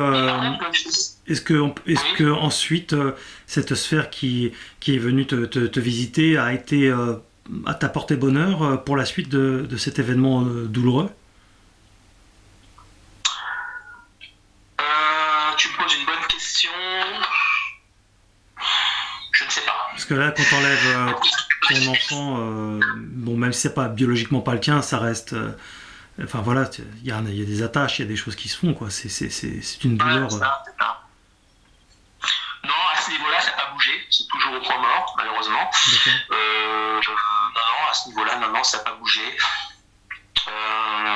D'ailleurs, même, ça n'a pas bougé, puisque d'ailleurs, même, j'ai divorcé avec mon ex-femme, puisqu'il y a eu une incompréhension, et moi, je pense que, voilà, il y a eu. Je tenais tellement à ma fille qu'il y a eu une incompréhension de mon ex-femme qui s'est laissé faire dans cette situation. Parce que cet enfant, si tu veux, c'est une adoption intrafamiliale. Et chez nous, ça se fait beaucoup. Comme on n'arrivait pas à avoir d'enfant naturel, on avait décidé d'adopter un enfant. Mais mon ex-femme ne souhaitait pas adopter un enfant qu'elle connaissait pas. Elle n'avait pas envie, c'était pas son truc. Ce que je comprenais pas d'ailleurs. Et moi, si tu veux, et un jour, elle m'a annoncé que sa sœur lui proposait de nous confier son prochain enfant qu'elle attendait. Et elle m'a posé la question, est-ce que tu es d'accord? J'ai dit, bien sûr, je suis d'accord. Voilà. Et moi, j'ai toujours assuré les parents biologiques qui pourront revoir la petite tous les jours que Dieu fait. Et d'ailleurs, je leur avais même proposé qu'on habite ensemble, si c'est pour te dire. Donc ça, c'est une aparté, je ne vais pas m'étendre là-dessus. Mais non, ça n'a pas rangé les choses. Ah ouais, d'accord. Donc, mais donc ça reste peut-être une forme de visite qui va dans le sens plutôt d'un message, ne t'inquiète pas, on est là, malgré tout. Ouais, ils sont venus, je pense qu'ils sont venus pour moi, ça c'est certain. Enfin, j'aime pas encore. Je vais enlever ce que je viens de dire, c'est certain. Parce que moi, j'aime pas être dans l'incertitude. Enfin, j'ai ce sentiment. C'est un ressenti. Je vais reformuler. J'ai ce ressenti. J'ai ce ressenti qu'ils avaient besoin de me rencontrer. Voilà, enfin, je sais pas. Ouais, ou peut-être te faire un signe, parce qu'en plus c'est quand même étrange que toutes les lumières subitement, alors qu'il y avait le match de foot, tu voyais même donc tu disais que tu voyais la télé en bas, c'est ça hein La télé dans la brasserie là. Ouais. Ah ben j'entendais plus grand chose dans la brasserie. Quand j'ai fait mon observation, j'entendais plus de bruit justement. Parce que ma télé elle faisait du temps dans le salon. Parce qu'il y avait les lumières qui s'étaient éteintes, mais tu voyais quand même la télé là pour le coup. Où ça? En fait, tu voyais, il y avait des lumières qui étaient éteintes, c'est ce que tu disais. Alors les lumières qui étaient éteintes, c'était les lumières de ma rue. De la rue, d'accord, ok. Alors qu'elles étaient bien allumées, hein, bien avant, elles étaient bien allumées, et puis aucune voiture ne passait. Oui, c'est étrange. Bah oui, alors qu'habituellement, il y a des voitures qui passent. Ouais. Et c'est pas une petite rue, c'est une grande rue. C'est pas, voilà quoi. Oui, ça donne l'impression aussi que le temps s'arrête. Ben, c'est marrant ce que tu dis parce que j'avais l'impression que le temps s'était arrêté. Ah oui. Il y a des interférences au téléphone. Non, aucune. J'ai pas fait attention. Si, lorsque je parle... Quand j'utilisais mon... C'était juste pour prendre des photos. J'ai pas fait gaffe. Là, au moment où on parle, ça fait des interférences. Bah là, ça va mieux. C'est bon, c'est revenu. Non, c'est pas grave. C'est parce qu'il y en a qui vont gueuler, ils vont dire ah mais t'as fait des interférences. Mais bon, ok, non, c'est intéressant et toujours très intriguant. Tu nous parlais de tes deux facultés que tu as développées avec l'âge, avec le temps. Oui, voilà. Ce qui s'est passé, c'est que par rapport à toutes ces rencontres, à tous les récits que je viens de te raconter, j'ai réalisé que j'ai développé des capacités, mais des capacités complètement différentes. Des fois, je pouvais, avant, j'étais pas encore avec mon épouse, j'habitais dans un appartement, j'avais installé un téléphone fixe, et des fois, je disais au téléphone sonne maintenant, et je sais qui est-ce qui est au bout du téléphone. Et donc le téléphone sonnait, et je savais qui c'était. Ou des fois, j'étais avec un ami, je lui disais regarde. Le téléphone va sonner, je sais qui va répondre. Il me dit non, c'est pas possible, je suis ici, tu vas voir. Tout à coup, le téléphone sonne, je décroche, et c'était, je sais plus, je crois que c'était ma soeur qui m'avait appelé. Enfin, voilà, j'avais ces capacités-là. Une fois, j'étais parti chez une amie qui m'avait invité chez elle. C'est une amie que je connaissais très bien. C'était en quelle année ça? C'était en 2002. Ça remonte à un petit moment. Il y a 24 ans de ça, ouais. C'était en 2002 et cette amie, c'était une ancienne collègue de travail. Elle était mariée avec une fille de 7 ans, je crois. Ouais, elle avait 7 ans, sa fille. Et puis, elle était en désaccord avec son mari. Et bon, moi, je la connaissais très bien, c'était une bonne amie. Et comme elle était très angoissée, un jour, elle m'a dit viens dormir à la maison. Je lui dis oui, en toute amitié, parce que c'est vraiment une amie. Et puis, donc le soir, on dîne à la maison, chez elle. La petite, elle est en train de dormir. Et puis, on discutait comme ça dans le salon. Bon, elle savait déjà que j'avais des capacites, parce que j'ai raconté des anecdotes. Et je lui dis, écoute, Linda, fais attention, parce que demain matin, il y a ta sœur qui va t'appeler. Quand on va se réveiller, quand on va prendre le petit déjeuner, pour partir au boulot, il y a ta sœur qui va t'appeler, mais ce ne sera pas ta sœur. Elle me dit comment ça? Je dis oui, tu verras, il y a ta sœur qui va t'appeler sur ton portable, mais c'est une personne qui va se faire passer pour ta sœur, et il faut faire attention, ça ne sera pas ta sœur. Je ne sais pas pourquoi je lui ai dit ça. Le lendemain, on se réveille, on prend le petit déjeuner, on avait complètement oublié cette histoire, hein, complètement. Quand tout à coup, le téléphone de cette copine sonne, c'est sa sœur qui l'appelle de l'étranger. Elle discute avec elle au moins pendant 3 bonnes minutes. Facile, hein. Elle discute. Quand tout à coup, la conversation, la ligne coupe. Donc elle la rappelle, elle tombe sur son mari mari, donc le mari de sa sœur, et elle lui dit, écoute, est-ce que tu peux me repasser ma sœur? Et il lui dit oui. Donc il repasse sa sœur, et elle lui dit, ah, je suis désolé, on a été coupé. Je lui dis, et elle lui rétorque quoi? Mais on n'a jamais été en ligne, hein. Je t'ai jamais appelé. Comment ça, tu m'as jamais appelé? Mais non, je t'ai jamais appelé. Ouais. Donc elle finit la discussion avec sa sœur, elle dit, bon, bah écoute, je te rappellerai ce soir. Et dès qu'elle raccroche, elle est apeurée, quoi. Elle me dit, mais Majid, il s'est passé exactement ce que tu m'as dit hier soir. Comment j'ai su? Encore une fois, ça s'est passé en septembre ou octobre, ouais, je crois, octobre 2002, donc ça remonte à, tu comptes, hein, ça fait presque 24 ans. Même aujourd'hui, je ne pourrais pas te dire ce que c'est. Tu vis encore des choses comme ça en ce moment? Non, figure-toi que j'évite. J'ai l'impression que je me protège, je fais attention. Ça te fait peur? Oui, ça m'a fait peur par contre. Pourquoi? Parce que tu contrôles pas le phénomène? J'ai peur de ne pas contrôler, ouais. Et ça par contre, c'est une histoire qui m'a fait très peur. Hein. Parce que alors là, je me suis dit, et si je te raconte une autre histoire, ça va faire très très peur. Ah oui, ça m'a fait vraiment très peur. Hein. Mais c'est l'une des histoires qui m'a fait le plus peur, c'est celle-ci. Enfin, il y en a deux dans la vie qui m'ont fait le plus peur, celle-ci et une autre. Oui. Et une autre, c'est pareil, j'avais mon beau-frère, donc le frère de mon ex-femme. Et d'ailleurs, cette copine à qui j'ai dit ça, on n'est plus restés amis. Elle a tellement eu peur de ce que je lui ai dit. Hein. Ah oui, au point de rompre l'amitié, c'est dingue. Ah oui, au bout de... Alors attends, je ne dis pas de bêtises, je lui ai dit ça en octobre 2002, et elle est sortie de ma vie, dommage, novembre, décembre, janvier, février, mars... au bout de 5 mois, c'était plus mon amie. Mmh. Elle est sortie, je pense qu'elle a pris peur, hein. Ah oui. En plus, elle a raconté ça à une de ses sœurs, sa sœur, elle a dû halluciner, sa sœur, elle est très terre à terre, elle a dû dire c'est quoi cette histoire? D'où il sort ça, le gars? D'où il t'a sorti ça? Comment il savait ça, etc. Donc elle a dû prendre peur, je pense. Hein. Et comme elle était en plus dans une situation très stressante, puisqu'elle elle avait une relation difficile avec son mari, donc il y avait plein de choses qui s'accumulaient, donc elle a dû dire non, je vais arrêter avec lui, quoi, parce que je peux comprendre. Hein. Et l'autre histoire, c'était, comme je te disais, c'était une autre capacité que j'ai développée. Un jour, ma femme, elle me dit, écoute, voilà, mon frère, enfin le frère de ma femme, ouais, le frère de ma femme, donc la femme du frère de ma femme,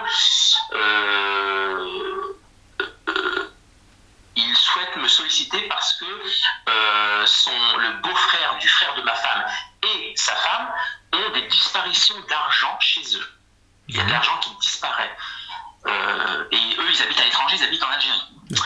Et je lui dis, mais qu'est-ce que tu veux que je fasse, moi? Elle me dit, écoute, au moins tu peux toujours essayer de voir ce qui se passe, tu peux leur donner des informations. Je lui dis, écoute, bon, je vais essayer. Je lui dis, bon. Et donc un jour, on se connecte à l'époque, ça remonte à longtemps, c'était en 2000, c'était en quelle année ça? Ouais, c'était en 2007, ouais, je crois, 2007 ou 2006. Ça fait presque 20 ans. Je lui dis, écoute, il n'y a pas de problème. Donc on se connecte sur Skype. Avant, on utilisait beaucoup Skype, puisque Skype, c'était l'époque de Skype. Et donc, ma femme et moi, on se connecte sur Skype avec son frère, sa femme, sa belle-sœur, le mari de sa belle-sœur, qui vivait étrangement des disparitions d'argent. Et d'ailleurs, les parents, ces personnes-là avaient une fille de 8 ans et ils pensaient que c'était la fille qui volait de l'argent à la maison. Mmh. Alors que leur fille, elle a 7-8 ans. Mais qu'est-ce qu'elle allait faire de tout cet argent, quoi? Je veux dire, il y avait un problème, quoi. Mmh. Et donc, on se connecte, tout ça, on discute ensemble. Et donc, je leur ai dit, écoutez, moi, ce que je vois, ce que je ressens, alors j'ai jamais été chez eux. Hein. Et ils habitent par rapport à mon point, par rapport à mon lieu d'habitation et moi, on est à plus de 2000 km. Hein. Je n'ai jamais été chez eux, etc. Je leur ai dit, écoutez, vous avez des disparitions d'argent. Je lui ai dit, non, il ne faut surtout pas accuser votre fille, parce que ce n'est pas votre fille qui vous vole. Mmh. Et d'ailleurs, j'ai même pas besoin de vous le dire, qu'est-ce qu'un enfant de 7-8 ans, qu'est-ce qu'il va faire de plein d'argent? Et puis ça se verrait, quoi. On est d'accord? Oui. J'aurais dit, où vous habitez, ils ont acheté un appartement dans une nouvelle résidence. Et mon beau-frère, donc le frère de mon ex-femme, habitait dans la même résidence. Pas dans le même lot, mais dans la même résidence. Et j'aurais dit, écoutez, le problème, c'est que c'est des entités qui vous volent de l'argent. Ah bon? Oui, c'est des entités qui vous volent de l'argent. C'est pas votre fille. Mais comment ça? Je dis oui, parce que où vous habitez, il y a des entités qui... et vous n'êtes pas les seuls, de toute façon. Vous allez vous renseigner, il y a des voisins qui aussi subissent autre chose. Différemment, mais autre chose. On leur vole pas de l'argent, mais il se passe autre chose chez eux. Et vous avez juste à vous renseigner et on va vous raconter qu'il se passe effectivement des choses étranges dans cette résidence. Et donc, moi, j'ai dit à ce monsieur-là, à ce couple, je leur ai dit, écoutez, qu'est-ce que vous allez faire? Vous allez prendre une grande boîte, vous allez mettre de l'argent. Vous allez mettre cette boîte en dessous le lit, bien au milieu, dans le lit, sous le lit conjugal. Et vous allez vous apercevoir le matin, quand vous allez vous réveiller le matin, monsieur, vous allez récupérer cette boîte et vous allez voir si l'argent est toujours présente ou elle n'est plus là. Il m'a dit très bien. Je lui ai dit, on va faire un test déjà. Mais moi, je savais qu'elle allait disparaître cet argent. Donc, il a fait ce que je lui ai demandé. Il a mis l'argent dans une boîte sous son lit. Et de toute façon, la petite, elle avait 7 ans, c'était impossible qu'elle puisse aller le récupérer. Il m'a dit de toute façon, impossible qu'elle aille récupérer l'argent. La petite, je lui ai dit, bon, bah, c'est très bien, on va faire comme ça. Sauf si elle prend un balai, alors que t'imagines, elle va faire du bruit. Le lendemain, il se réveille. Le gars, c'était un prof à l'université, sur Alger. Et donc, il se réveillait tôt parce qu'il avait de la route à faire. Il habitait en banlieue d'Alger. Donc il se réveille le matin, il prend, je crois qu'il avait pris un balai pour récupérer, ou je sais pas s'il l'a pris avec sa main, mais enfin il récupère la boîte, et là, il ouvre la boîte, plus rien. Et il m'a dit, c'est impossible que ce soit ma fille, effectivement. Et il m'a dit, il était choqué, il a eu très peur, hein. Il m'a dit, vraiment, j'étais choqué. Et même sa femme, elle était très choquée. Il m'a dit, ah ben non, il m'a dit, là, pourquoi je lui ai dit de faire ça? Pour qu'il puisse se rendre compte que il ne faut pas qu'il accuse sa fille, que sa fille, elle n'a rien à voir là-dedans. C'est pour ça que je lui dis de faire ça. D'accord. Ça, tu vois, ça va le rassurer vis-à-vis de sa fille. Il va pas, on va dire, tu vois, il va pas penser que ça peut être sa fille, quoi. Et il fallait absolument, on va dire, dédramatiser le fait qu'il pense que ce soit sa fille qui puisse lui voler, quoi.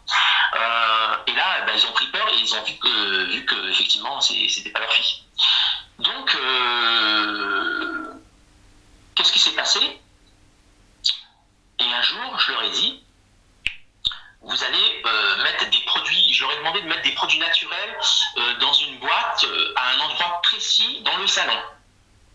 Ça a duré longtemps, hein, parce que je leur ai fait faire, ça a duré au moins pendant 2 semaines. On s'est souvent connecté sur Skype, pour que je puisse avoir de ces nouvelles, de leurs nouvelles en tout cas, et de voir comment la situation évoluait. Et donc un jour, j'aurais dit, vous allez mettre des produits naturels qui me sont venus à l'esprit. Hein. Et moi, je savais même pas. Hein. Et ma femme, d'ailleurs, elle me disait, mais tu sais ce que tu vas leur proposer comme produit naturel? J'aurais dit, non, j'attends les informations. Et elle me dit, t'attends les informations de qui? Je dis, ils vont me donner les informations. Je ne sais pas qui, ils vont me donner les informations. Et effectivement, j'ai eu ces informations. Je ne peux pas te dire, c'est à l'intérieur de moi, ça vient à l'intérieur de moi. Et on me dit ce qu'il faut qu'ils mettent. Et donc, j'aurais dit, vous mettez tel et tel produit, voilà, à tel endroit. Et j'aurais dit, vous inquiétez pas. Vous allez mettre ces produits-là. Mais par contre, il ne faudra pas avoir peur. Un soir, vers 1h du matin, il va y avoir une explosion chez vous. Comme une explosion chez vous. J'imagine bien qu'ils ont pris peur quand j'aurais dit ça. J'aurais dit, je leur ai dit, j'ai bien précisé, comme une explosion chez vous. C'est-à-dire qu'il va y avoir, dans le salon, plein de fumée jusqu'à une hauteur de 60 cm. Donc à peu près 1 mètre. Mais vous inquiétez pas, cette fumée, elle va être effectivement partout dans le salon. Ils avaient un grand salon d'ailleurs. Et elle va partir par la fenêtre. Elle va s'en aller. Et ce jour-là, quand ça va se produire, vous n'aurez plus de disparition d'argent. Donc, ils font les traitements, comme je leur ai dit, vous mettez ça. Et le jour J, je leur dis voilà, ça fait 15 jours qu'on se parle, ce soir ou dans les 3 prochains jours, c'est ce qui va se passer. Donc, il ne faudra pas avoir peur. Donc, eux, ils ne prêtent pas attention, ils dorment, parce que eux, c'est ce qu'ils m'ont raconté, hein. Ce que je te raconte, c'est ce qu'ils m'ont raconté. Hein. Et donc, ils dorment, tout ça. Vers 1h du matin, quand tout à coup, ils entendent une explosion. Ils ont pensé tout de suite à moi, que ce soit sa femme ou lui. Ils ont pensé à moi, et sa femme, qui était très religieuse, elle croyait beaucoup en Dieu, elle a eu très peur. Elle n'a pas pu sortir de son lit. C'est son mari il mesure 2 mètres. Hein. Et même son mari qui mesure 2 mètres, il m'a dit franchement, j'avais peur, hein, parce que j'ai repensé tout de suite à toi. Hein. Quand j'ai entendu l'explosion, ma femme, je te raconte pas, elle était collée au lit, elle a eu très peur et elle a repensé tout de suite à toi, à ce que tu nous as dit. Et donc lui, bien sûr, il n'avait pas le choix. Hein. Tu prends ton courage, hein, demain. Donc je lui dis t'inquiète pas, n'aie pas peur. Et donc il est parti dans le salon et il m'a dit Majid, j'ai vu la même chose que tu m'as dit, c'est-à-dire de la fumée à 1 mètre partout dans le salon. Et elle s'est évaporée, elle est partie par la fenêtre. Et il m'a dit le lendemain avec ma femme, on a regardé sur les murs du salon pour voir s'il n'y avait pas, je sais pas, si c'était pas s'il n'y avait pas quelque chose qui avait pris feu. Il m'a dit on n'a rien vu. Il n'y avait rien qui disait, il n'y avait rien qui démontrait que la fumée venait, je ne sais pas, elle aurait pu venir d'une prise, d'un dysfonctionnement d'une prise ou quoi que ce soit. Il m'a dit, on a tout regardé, il n'y avait rien. Et il m'a dit, depuis ce jour-là, plus de disparition d'argent. Donc tu penses que ce sont des entités spirituelles, c'est ça? Oui, parce que figure-toi que je leur ai dit que ce terrain, il appartenait à des anciens colons français. Parce que moi un jour je leur ai dit ça, je leur ai dit tu sais que ce terrain-là où la résidence a été construite, ils appartenaient à des colons français pendant la France, pendant l'Algérie française. Et le propriétaire, il n'a pas été content, il n'était pas content parce qu'il aimait, il est né là, il habitait là, donc je pense qu'il y a eu il y avait des entités qui sont restées très fortes sur ce terrain et dans cette résidence, hein, où il y a eu construction de résidence, donc ils sont restés très très ancrés. Et bien figure-toi, il est parti à la mairie hein, de sa petite ville où il habite, et il m'a dit, c'est marrant parce que je suis parti à la mairie, ils m'ont donné les mêmes informations que toi. Ils m'ont dit que ça appartenait à un colon français ce terrain, etc. Comment cette entité a-t-elle fait pour partir au final? Je pense que c'est par rapport aux produits naturels que je leur ai demandé de poser. C'était lesquels, produits naturels? Alors, si je me souviens bien des produits, j'avais demandé des clous de girofle, de la menthe, j'avais de l'ail, des clous de girofle, de la menthe, de la farine, un objet qui leur appartient. Quoi d'autre encore? Je me souviens plus, mais il y avait encore 2 autres produits. Bon, je pourrais pas te dire, mais je me rappelle des produits clous de girofle, menthe, de la farine, un objet leur appartenant, de l'ail et il y avait un autre produit. C'est un produit qu'on utilise beaucoup chez nous dans notre région en Kabylie. Je me souviens plus. Je crois que c'est un produit qu'on utilise dans le couscous, un produit, une épice, mais je me souviens plus c'est laquelle. Et pourquoi précisément ces objets? D'où te viennent ces infos, ces idées?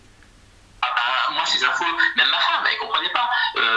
Parce que ma femme, elle m'a posé la même question que tu me poses. Elle me dit, mais comment tu sais qu'il faut ces produits-là? Je dis, comment je sais? C'est parce que on me le dit. Moi, je l'entends. On me dit, tu leur dis, ils mettent tel produit. Tu entends une voix dans ton esprit? Ouais, c'est ça. Et c'est féminin, masculin? Alors là, tu me poses une colle. Je pourrais pas te le dire. Je pourrais pas l'identifier comme masculin ou féminin. Comment je pourrais l'identifier? C'est quand même étrange que des produits de la sorte puissent faire fuir une entité spirituelle. Et c'est ce qui s'est passé. Hein. Ouais. Et même eux, ils étaient très étonnés. Hein. oui. Bah, même ma femme, elle m'a dit, mais même ma femme, elle m'a dit, mais c'est ça qui doit faire partie. Je lui ai dit, c'est ça, tu verras. Même ma femme, ah oui, mais tout le monde, enfin, il y a beaucoup de gens qui me posent cette question, qui comprennent pas. Ils me disent, mais comment ces produits-là peuvent faire sortir des... Je dis, bah, je t'assure, bah, c'est ce qui s'est passé. Hein. Oui, Moi, oui. je n'invente rien. Hein, c'est... Et si tu avais des cas de la sorte, tu penses que tu pourrais de nouveau donner des conseils provenant d'ailleurs? Peut-être, ouais. Ouais, je pense, ouais. Il faudrait que tu te mettes dans une sorte d'état particulier? Ben, je pense dans un état de conscience modifié, ouais.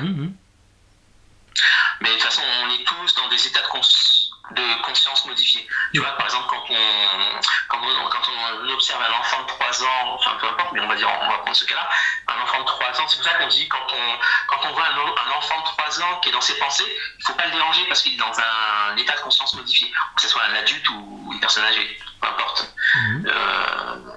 Mais oui, ah oui, mais moi si je me reconnecte à mes capacités, oui, je les ai laissées de côté, c'est vrai.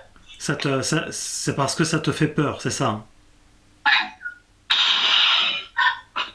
Pas dans la globalité. Je te dis, les deux choses qui m'ont perturbé le plus, c'était par rapport à ma copine, le fait de lui dire que ta soeur va t'appeler et fais attention, oui. C'est pas elle, c'est une entité. Et le fait, ce que j'ai dit par rapport au couple de mon beau-frère, enfin, du mari de sa femme et de sa sœur. Oui, ça m'a oui, comme tu te sens dépassé par les événements toi-même, du coup, tu veux pour l'instant pas aller plus loin. Dépassé, non. Tu vois, par exemple, c'est marrant ce que tu me dis, parce qu'une fois, j'ai discuté avec une fille qui croit beaucoup, par exemple, au phénomène ovni. Elle m'a dit, toi, j'ai l'impression... tu regardes jamais le ciel, parce qu'elle me dit, et toi, parce qu'elle elle voit beaucoup de choses dans le ciel, et elle me dit à chaque fois que je me mets dans le ciel, que je me mets par la fenêtre, je vois des choses dans le ciel. Elle me dit, mais toi, tu regardes plus le ciel? Elle me dit, je lui dis, mais tu sais, moi, j'ai plus besoin de regarder le ciel, je sais qu'ils sont là. J'ai plus ce besoin-là. Je sais pas comment t'expliquer. Parce que tu vois, moi, quand je regarde le ciel et que je vois rien, je sais qu'il y a des choses. Même quand les gens, je pense qu'ils oublient que même quand on observe le ciel et qu'il n'y a rien, ils se disent, mais non, il n'y a rien, il n'y a pas d'ovni, le ciel est vide. Mais ils se trompent, hein. Oui. Merci beaucoup, en tout cas, pour... Oui, tu voulais rajouter quelque chose, je t'ai coupé. Oui, je voulais dire, ça c'est pour les gens pour les auditeurs, n'oubliez pas, quand vous observez le ciel en été, enfin peu importe, ou même pas en été, par exemple où il y a beaucoup de nuages, où on pense que le ciel est vide, le ciel n'est pas vide, par exemple il y a juste plein d'avions qui passent, il suffit de se connecter sur le site là, Flight Radar, vous allez vous apercevoir qu'à l'instant T, qu'il y a plein d'avions au-dessus de votre tête alors que vous pensez que le ciel est vide. C'est pour ça que je dis que même quand vous marchez en forêt, qu'il n'y a pas de bruit, il y a plein de vie autour de vous. Ou même dans une maison. Quand vous rentrez dans une maison, on se dit tiens c'est calme, on a l'impression qu'il n'y a pas de vie, c'est paisible. Mais il y a plein d'insectes. Il peut y avoir plein d'insectes sous le parquet, etc. On est d'accord? Oui. Si c'est pour te dire ça, c'est une petite métaphore. Si c'est pour te dire que la vie... c'est pas parce qu'on la voit pas qu'elle n'est pas là. Voilà, c'est ça. C'est ça. Bien sûr. Il faut toujours rester humble vis-à-vis de ce qu'on voit pas. Voilà. Ça ne veut pas dire qu'il faut croire en tout bêtement comme un... Mais il faut garder l'esprit ouvert à toute éventualité aussi, parce que, comme je dis souvent, plus on travaille sur ces sujets, plus on en sait, plus on sait qu'on sait rien. Donc, il faut faire... il ne faut pas croire à tout et n'importe quoi, bien sûr. Il faut s'interroger, et puis il faut avoir l'esprit ouvert. Ouais, puis des fois, on n'est pas forcément obligé d'avoir des avis tranchés, juste écouter et puis rester comme ça en méditation sur ces sujets-là. Des fois, on n'a pas forcément réponse à tout le temps, loin de là. Et c'est pas pour autant que c'est pas possible. Figure-toi que même moi, j'ai pas réponse à toutes mes questions, oui, malgré tout ce que j'ai pu vivre et toutes les capacités que j'ai pu développer. Et encore, je t'ai pas raconté tout ce que j'ai vécu. Ça prendrait toute une soirée, toute une journée. Mais c'est pour te dire que même aujourd'hui, voilà. En tout cas, on arrive à terme de cet entretien, de ton témoignage. Merci beaucoup d'avoir accepté de témoigner. On s'est croisés sur TikTok, via mon TikTok Morgan Priest officiel, là où je fais énormément de live. Bienvenue d'ailleurs, si vous voulez télécharger l'application TikTok, si vous ne l'avez pas encore. Je fais beaucoup de live, je crée pas mal de contenu aussi sur TikTok, Morgan Priest officiel. Donc c'est là qu'on s'est côtoyé un petit peu, on en a parlé et tu nous as raconté certains de tes récits. Là, tu nous en racontes beaucoup plus encore et je t'en remercie beaucoup. Je te remercie beaucoup, Morgan.